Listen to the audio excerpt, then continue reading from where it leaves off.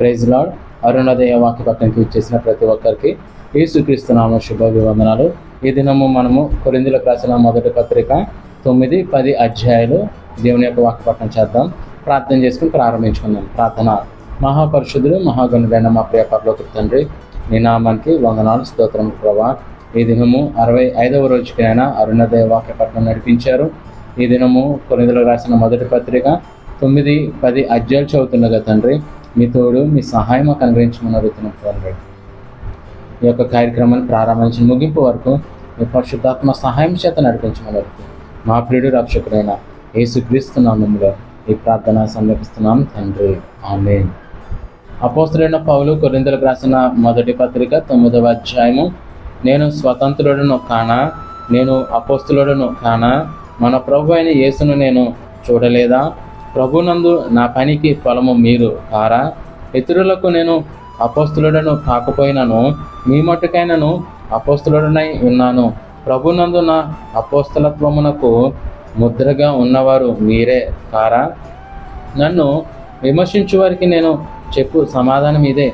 తినుటకును త్రాగుటకును మాకు అధికారము లేదా? తక్కిన అపోస్తలుల వలెను ప్రభు యొక్క సహోదరుల వలెను కేఫా వలెను విశ్వాసురాలైన భార్యను వెంటబెట్టుకొని తిరుగుటకు మాకు అధికారము లేదా? మరియు పని చేయకుండుటకు నేనును బర్నబయు మాత్రమే అధికారము లేని వారమా? ఎవరైనాను తన సొంత ఖర్చు పెట్టుకొని దండులో కొలువు చేయున ద్రాక్ష తోట వేసి దాని ఫలము తినని వాడెవడు? మందను కాచి మంద పాలు త్రాగిని వాడెవడు? ఈ మాటలు లోకాచారమును బట్టి చెప్పుచున్నానా? ధర్మశాస్త్రమును కూడా వీటిని చెప్పుచున్నది కదా. కళ్ళము తొలగుచున్న ఎద్దు మూతికి చిక్కము పెట్టవద్దు అని మోషే ధర్మశాస్త్రంలో రాయబడి ఉన్నది. దేవుడు ఎడ్ల కొరకు విచారించుచున్నాడా? కేవలము మన కొరకు దేనిని చెప్పుచున్నాడా? అవును, మన కొరకే కదా ఈ మాట రాయబడెను. ఏలైనగా దున్నువాడు ఆశతో దున్నవలెను, కళ్ళము త్రొక్కించువాడు పంటలో పాలు పొందుదునను ఆశతో త్రొక్కింపవలెను. మీ కొరకు ఆత్మ సంబంధమైనది మేము విత్తి ఉండగా మీ వలన శరీర సంబంధమైన ఫలములు కోసుకొనుట గొప్ప కార్యమా? ఇతరులకు మీ పైన ఈ అధికారంలో పాలు కలిగిన ఎడల మాకు ఎక్కువ కలదు కదా. అయితే మేము ఈ అధికారమును వినియోగించుకొనలేదు.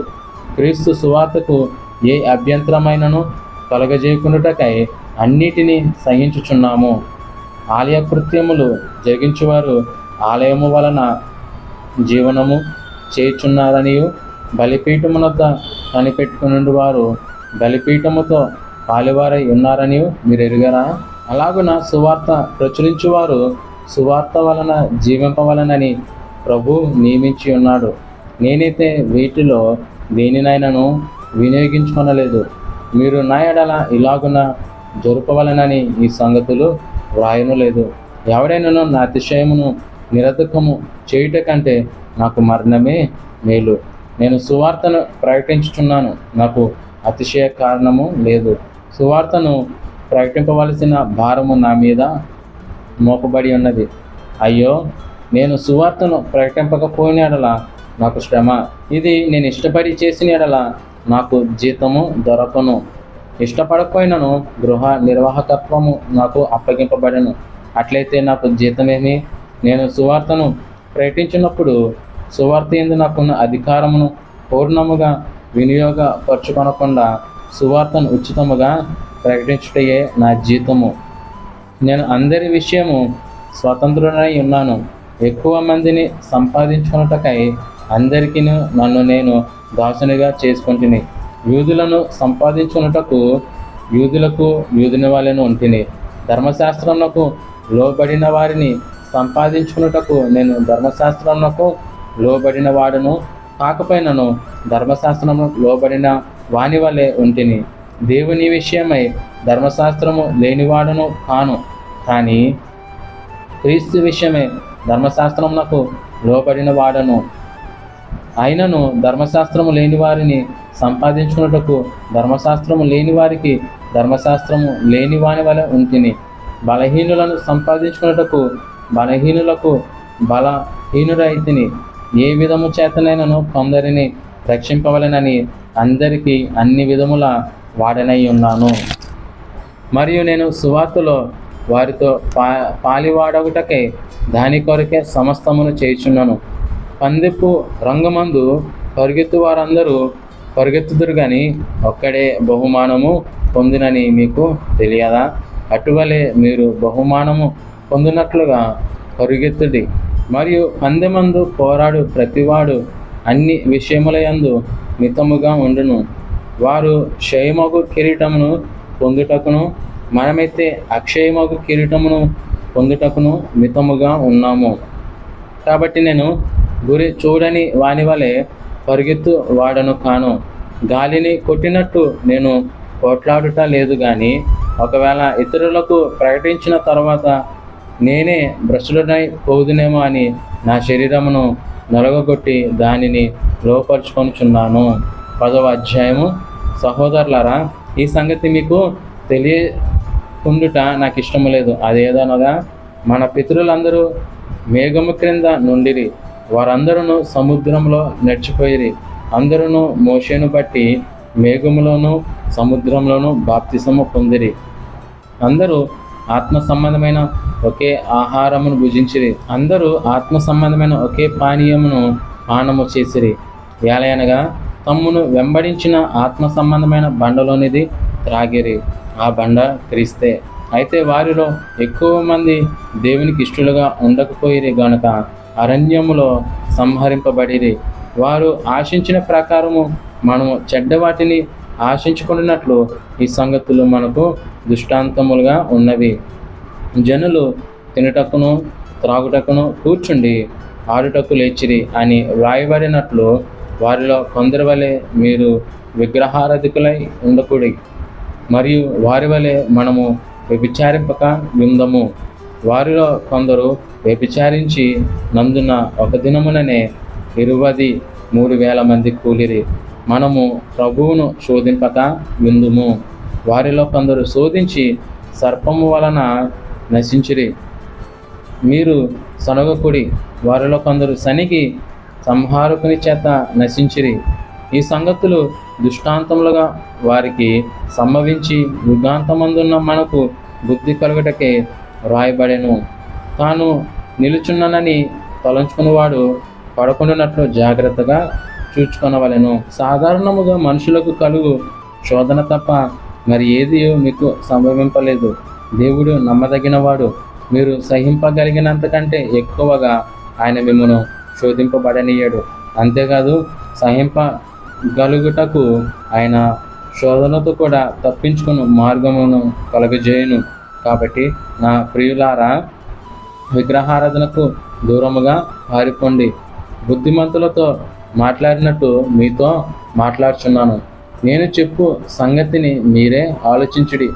మనము దీవించు ఆశీర్వచనపు పాత్రలోనిది త్రాగుట క్రీస్తు రక్తంలో పాలు పుచ్చుకొనుటయే కదా. మనము విరుచు రొట్టె తినుట క్రీస్తు శరీరంలో పాలు పుచ్చుకొనుటయే కదా. మనమందరము ఆ ఒకటే రొట్టెలో పాలు పుచ్చుకొనుచున్నాము. రొట్టె ఒకటే గనుక అనేకులమైన మనము ఒక శరీరమై ఉన్నాము. శరీర ప్రకారమైన ఇశ్రాయేలును చూడుడి. బలి అర్పించిన వాటిని తినువారు బలిపీఠంతో పాలివారు కారా? ఇక నేను చెప్పినదేమనగా, విగ్రహార్పితములో ఏమైనా ఉన్నదని అయినను విగ్రహములలో ఏమైనా ఉన్నదని అయినను చెప్పేదనా?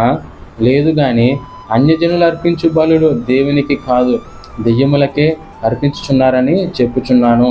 మీరు దెయ్యములతో పాలివారవట నాకు ఇష్టము లేదు. మీరు ప్రభు పాత్రలోనిది దెయ్యముల పాత్రలోనిది కూడా త్రాగనేరరు. ప్రభు బల్ల మీద ఉన్నదానిలోనూ దెయ్యముల బల్ల మీద ఉన్నదానిలోనూ కూడా పాలు పొందనేరరు. ప్రభువునకు రోషము పుట్టించదమా? ఆయన కంటే మనము బలవంతులమా? అన్ని విషయములయందు నాకు స్వాతంత్రము కలదు గాని అన్నీయు చేయదగినవి కావు. అన్నిటి యందు నాకు స్వాతంత్ర్యము కలదు గాని అన్నీయు క్షేమాభివృద్ధి కలగజేయవు. ఎవడను తన కొరకే కాదు, ఎదుటి వాని కొరకు మేలు చూచుకొనవలెను. మనసాక్షి నిమిత్తము ఏ విచారణయు చేయక కటికవాని అంగడిలో అమ్మునదేదో దానిని తినవచ్చును. భూమియు దాని పరిపూర్ణతయు ప్రభునివై ఉన్నవి. అవిశ్వాసులో ఒకడు మిమ్మును విందునకు పిలిచినప్పుడు వెలుటకు మీకు మనస్సుండిన ఎడల మీకు వడ్డించినది ఏదో దానిని గూర్చి మనసాక్షి నిమిత్తము ఏ విచారణయు చేయక తినుడి. అయితే ఎవడైనను మీతో ఇది బలి అర్పింపబడినదని చెప్పినడలా అట్లు తెలిపిన వాని నిమిత్తమును మనసాక్షి నిమిత్తమును తినకుడి. మనసాక్షి నిమిత్తమనగా నీ సొంత మనసాక్షి నిమిత్తము కాదు, ఎదుటివాని మనసాక్షి నిమిత్తమే ఇలాగూ చెప్పుచున్నాను. ఎందుకనగా వేరొకని మనసాక్షిని బట్టి నా స్వాతంత్ర విషయములలో తీర్పు తీర్చబడినలా నేను కృతజ్ఞతతో పుచ్చుకొనిన ఎడల నేను దాని నిమిత్తము కృతజ్ఞతాస్తుతులు చెల్లించుచున్నానో దాని నిమిత్తము నేను దూషింపబడినలా. కాబట్టి మీరు భోజనము చేసినను పానము చేసినను మీరేమి చేసినను సమస్తమును దేవుని మహిమ కొరకు చేయుడి. యూదులకైనను గ్రీసు దేశస్థులకైనను దేవుని సంఘమునకైనను అభ్యంతరము కలగజేయకుడి. ఇలాగూ నేను కూడా స్వప్రయోజనము కోరక అనేకులు రక్షింపబడవలనని వారి ప్రయోజనము కోరుచు అన్ని విషయములలో అందరినీ సంతోషపెట్టుచున్నాను. దేవుడు ఈ యొక్క వాక్యమును దీవించి ఆశీర్వదించుగాక. ఆమె ప్రార్థన చేసుకునే కార్యక్రమం ముగించుకుందాం. ప్రార్థన. మమ్మల్ని మిక్కిలుగా ప్రేమించిన మా ప్రియ పరలోక తండ్రి, ఈ నామానికి వందనాలు స్తోత్రములు ప్రభా. ఈ దినము కొరింథీయులకు రాసిన మొదటి పత్రిక 9-10 అధ్యాయాలు చదవడానికి ఇచ్చిన కృపకే స్తోత్రము తండ్రి. ఈ 2 అధ్యాయాల్లో ప్రభా ఈ దినము అనేకమైన విషయాలు మేము తెలుసుకున్నాము.